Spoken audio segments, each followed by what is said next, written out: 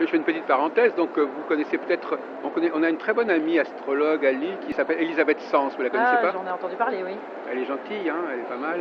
Je la connais pas vraiment, mais vous connaissez Annie Delattre? Vous connaissez qui à Lille dans le domaine? Je l'ai consultée, Annie Delattre. Mais vous, le monde est petit, hein. Et quelle est la personne dont vous êtes amie là? Ah, mais mon amie, non, est au Canada, elle est à Montréal, donc je discute avec elle. À Montréal, mais on connaît pas mal de gens, on a filmé beaucoup de gens à Montréal. Oui, mais elle fait ça, si vous voulez, mais pas installée. D'accord. Mais vous connaissez un petit peu l'astrologie vous-même? Non, non. J'écoute, je suis attentive, mais oui. Je suis toujours très attentive, mais Donc on va revenir sur Acmos, je veux bien compris les explications. C'est très pluridisciplinaire quelque part. Je veux dire, il y a une formation on essaie de vous donner un bagage aussi large que possible. Ça tient compte de plusieurs éléments. Bien sûr, on va avoir après des cours en naturopathie, voilà. à ceux qui veulent se former, oui. Des cours de naturopathie, physiologie, anatomie, oui. Les systèmes. C'est ça qui me paraît très intéressant, oui. Parce que vous regroupez un grand nombre de disciplines. Voilà. Et une approche sur l'homéopathie. Bioénergie, etc. Voilà. Il y a des cours une approche en géobiologie aussi. Donc ça fait 25 ans que vous êtes familière de la méthode Acmos, oui, de ce monsieur Nakashian. J'ai rencontré cette méthode il y a 25 ans. Vous étiez au berceau à l'époque. Non, n'exagérons pas. Non, il y a 25 ans que j'ai connu cette méthode et que j'ai adopté puisque M. Nakashian. Alors justement, qu'est-ce que vous en avez fait? Quel usage, quel profit vous en avez eu vous-même en 25 ans? J'étais très fatiguée, oui. À la suite de la naissance d'un de mes fils, très fatiguée. J'habitais dans une maison qui n'était pas non plus très harmonieuse. Ah oui, parce qu'on parlait du feng shui, de la géobiologie. Oui. Très humide, etc. Et j'habitais en région parisienne à Meaux. Oui. Et j'ai rencontré cette personne qui m'a donc amené cette information, qui m'a présenté Acmos et qui m'a toujours incité à le faire moi-même. Voilà. Mais vous n'êtes pas entré dans le domaine professionnel à ce moment-là? Non. Du tout? Non. C'est depuis que 5-6 ans que vous y êtes? Ça faisait, voilà, je savais que c'était un objectif. Mon objectif premier était d'élever mes enfants et prendre soin d'eux. Donc l'antenne en question, vous l'avez achetée il y a déjà 25 ans? Non, je l'ai depuis une dizaine d'années. Une dizaine d'années. Et alors vous en avez fait quel usage?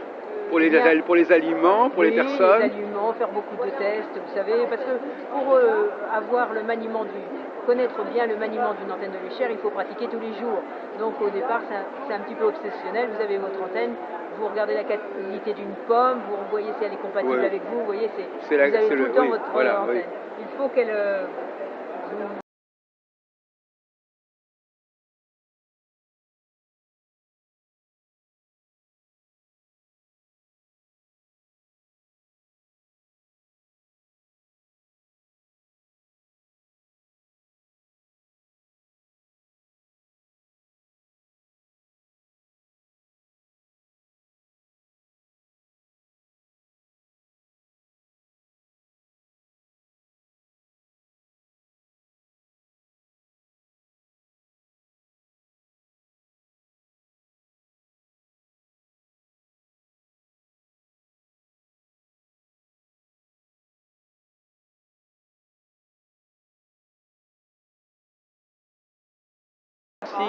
C'est la dimension comme ça, c'est le rapport, c'est comme en astrologie, c'est le rapport entre la science et la psycho, voilà, l'intégration, les deux se relient entre elles, mais en même temps, il y a des gens qui aiment bien ça, qui aiment bien l'idée que la psychologie soit associée à des questions techniques et scientifiques. Ça fait partie de leur transfert, ça fait partie de leur confiance. Rassurance. Et alors finalement, donc quelles sont les connaissances? Vous-même vous êtes vous formez des gens maintenant, vous aussi? Non, pas forcément, parce que je pourrais le faire, mais pour le moment c'est pas l'heure. Peut-être que je le ferai plus tard, mais pas pour le moment. Mais j'essaie de comprendre tous les outils dont vous disposez. Alors donc vous m'avez dit il faut modifier plusieurs paramètres, c'est ça? Il faut jouer sur plusieurs paramètres. On modifie des paramètres pour ici, rapporter, pour disons provoquer cet alignement dont on a besoin pour être bien, voilà. Ah, donc pour être un bon acmosien, Oui, il faut être aussi bien Oui. dans sa peau. Vous savez, il faut employer les expressions populaires, il faut être bien dans ses pompes. oui, mais je veux dire, c'est un peu comme il faut faire une enquête. Il faut se dire, on fait des hypothèses, on dit, il faudrait travailler sur ce sujet, sur ce terrain. On essaie différentes choses successivement, c'est ça? Et oui, parce que bon, quand les personnes... Vous vous demandez si c'est le problème du logement, mais à un moment donné, vous demandez... effectivement. Jusqu'à ce que la personne aille mieux. Oui, la conversation fait que, bon, en fonction de... Vous avez des pistes? On a des pistes, oui. Et puis ensuite, une deuxième séance, on peut travailler sur autre chose. Vous voyez, on avance tout le temps. De toute façon, il faut bien savoir que la personne fait ça, comme je disais tout à l'heure, en pleine conscience. Elle est sur un chemin vers un mieux-être. Donc, elle agit, elle vient consulter en pleine conscience. C'est un mot important pour vous, cette notion d'être en pleine conscience. C'est pas la peine. Les personnes qui viennent voir ce que c'est, etc., pour dire, bon, ça va pas, ça marche pas, etc., je vais aller voir ailleurs. Bon, c'est pas ça. Il faut aussi à un moment, je pense, il faut qu'elle soit motivée. Et se dire, je fais ça parce que ça va m'apporter et je le fais en pleine conscience. Pour moi, c'est très important. Alors justement, à votre avis, qu'est-ce que les gens qui rentrent dans cette orbite, qu'est-ce qu'ils attendent à votre avis au départ? Et qu'est-ce qui les a motivés finalement? Écoutez, j'ai tous les cas de figure. J'ai des professeurs, j'ai des psychologues, j'ai des architectes, j'ai des personnes fonctionnaires.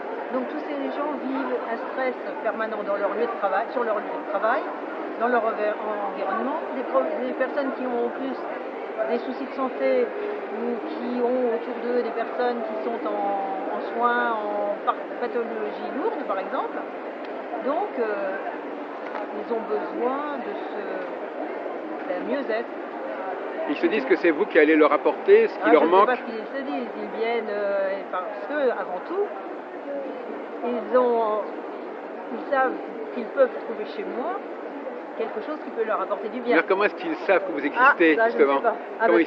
Comment j'existe? Comment ils savent comment ils vous retrouvent, comment ils vous repèrent? Parce que vous êtes signalé quelque part? Je suis arrivée sur l'île, j'ai fait des salons, j'ai participé à des salons, notamment Salon Natura Bio, j'ai fait une fois. Ensuite des conférences dans des alentours. Je fais des conférences dans le Pas-de-Calais. Donc quel est votre nom alors finalement? Béatrice Déré. Déré, ça s'écrit? D comme Daniel, de Déré. D'accord, donc on connaît un petit peu Béatrice Déré. Voilà, je suis dans les pages jaunes. Donc, vous savez, ce qui compte surtout, c'est le bouche à oreille. Quand on vous a fait du bien, on va inciter la personne, comme moi on m'a fait il y a 30 ans. Mais le problème, si vous voulez, c'est que c'est vrai que les gens n'arrivent pas à dire que, par exemple, quand on va voir un astrologue, on sait ce que c'est qu'un astrologue. Là, c'est un concept qui n'est pas évident pour les gens. Ils ne savent pas très bien quelle est l'étiquette qui va les fixer. Alors, ils vous classent dans quelle catégorie en fait? Donc on se dit bioénergéticien, praticien de la méthode ACMOS. Donc une association est née depuis peu, une association des praticiens de la méthode ACMOS. Ouais, d'accord. Mais le mot-clé pour vous, c'est quand même bioénergie. Oui. Et c'est un mot qui fait sens dans l'esprit, dans le public. Je pense, oui. Oui, parce que les personnes parlent d'énergie sans trop savoir d'ailleurs ce dont ils parlent. Oui, voilà. Mais ils vont associer ça à l'aromathérapie, etc. Ils savent qu'ils ont besoin de quelque chose, donc que c'est ce mot, parce que de toute façon, énergie, pourquoi? Parce qu'ils pensent que ça... Comme ils sont dans le mal-être, ils ont besoin d'être boostés, pour employer un terme... Mais ils veulent être pris en charge presque dans la globalité de leur comportement, aussi bien à l'alimentation que on prend tout en compte. Leur conseiller des pistes nouvelles dans l'alimentation. Il y a une dimension globale en quelque sorte chez vous. Tout à fait. Oui. Corps, âme, esprit. C'est ça, donc c'est le bien-être pleinement à tous les niveaux. Et on cherche à voir où ça coince, c'est ça, où ça cloche. Quel est le point faible, quel est le maillon faible. On cherche, on ne donne pas forcément une explication, vous savez. On répare là où il y a eu un désordre énergétique. Voilà. Alors qu'est-ce que c'est que cette notion de désordre énergétique? Qu'est-ce qui peut provoquer un désordre énergétique? Les causes sont variées, ça peut être un deuil, ça peut être... Mais les conséquences sont quoi? Quand on a un désordre énergétique, comment ça se manifeste? Quand on a un désordre, de la fatigue, qu'est-ce que je disais tout à l'heure, des problèmes relationnels avec votre entourage. Tout ça, ça peut Ça, moi, s'arranger. ouais, moi, Ça va s'arranger, je ça. l'ai vu avec mes propres enfants, quand mes enfants bien plus jeunes, avant que je connaisse cette méthode, quand il y avait quelque chose qui n'allait plus en moi, je voyais que le climat relationnel avec eux changeait. Vous savez, Et inversement, c'est-à-dire que ce qui n'allait plus en vous, ça dépendait de quoi?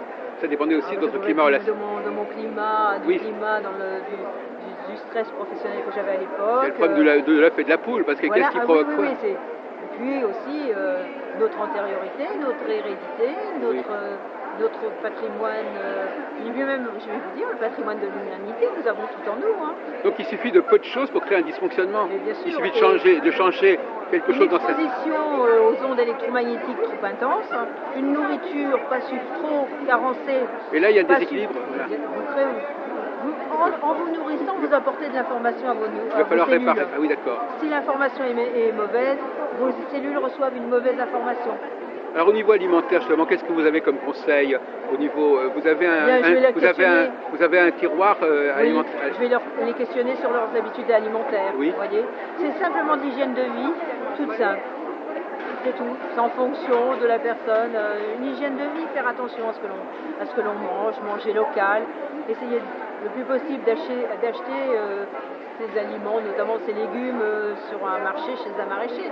C'est pas exempt de produits phytosanitaires, mais déjà il y a la proximité. On n'est pas dans le domaine donc de l'entretien psychologique, hein. C'est pas du tout le but. Pas du tout. Voilà, c'est ça. C'est ça qui les intéresse, c'est ça. C'est des gens qui ne veulent pas rentrer dans une logique de consultation, de psychanalyse, etc., de langage. Mais ça n'empêche pas, hein, parce que j'ai des clients qui ont un suivi par un psychiatre, un psychologue ou un psychanalyste. Oui. Donc ça n'empêche pas. On est là à la frontière entre le physiologique et le psychologique. Si vous voulez. Parce que moi je crois que c'est important actuellement. Oui. On essaye de partir du corps, du fonctionnement normal. Il faut réparer déjà les désordres énergétiques pour que votre corps aille bien. Si on ne répare pas ces désordres énergétiques, le corps supportera un jour des symptômes. Donc il faut corriger en amont pour que le corps ne souffre pas. On est dans la psychosomatique en fait. Voilà. C'est ça, oui. On ne va pas dire les choses comme ça. Oui, effectivement, le désordre psychologique détermine un désordre du corps, le désordre du corps détermine un désordre psychologique. C'est un cercle vicieux. Aussi. Il faut sortir de ce cercle vicieux. En fonction du foie avec le stress, oui, bien sûr. Et il y a aussi le sport fait partie du traitement. Je ne conseille pas de sport, je n'ai pas de sport particulier, mais vous savez, déjà marcher régulièrement, avoir une pratique sportive si possible, mais de marcher, même pas courir, marcher. Oui. Dans des lieux, on va dire, privilégiés, à la campagne ou en forêt surtout. Alors il y a un sujet qui nous intéresse beaucoup pour terminer notre entretien, c'est la notion de cycle. Je vois que c'est un mot qui n'apparaît pas dans votre présentation. Oui. Est-ce que dans la vie il y a des cycles qu'il faut respecter? Là, on a le cycle naturel, mais je veux dire, c'est vrai, on va parler des saisons. Par exemple. Mais ça c'est une approche de la médecine traditionnelle chinoise.